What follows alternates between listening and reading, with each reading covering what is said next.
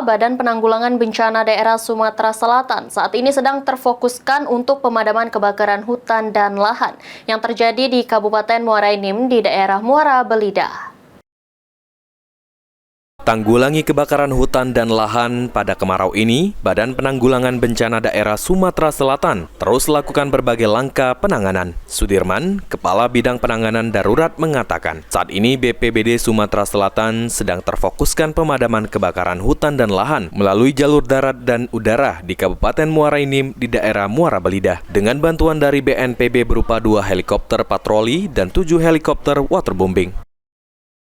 Baiklah, dapat saya sampaikan bahwa kondisi HS hotspot hari ini jumlahnya 38, yang paling banyak di hari ini ada di Kabupaten Muara Enim. Nah, ketepatan juga kondisi ini memang ada yang terbakar, contoh sekarang ini yang lagi terbakar di Muara Enim di Muara Belida. Tim kita baik darat maupun udara sekarang berusaha untuk memadamkan baik lewat darat dan lewat udara. Helikopter waterbombing ini lagi persiapan untuk membantu pemadaman tim-tim darat yang ada di lokasi di Muara Enim.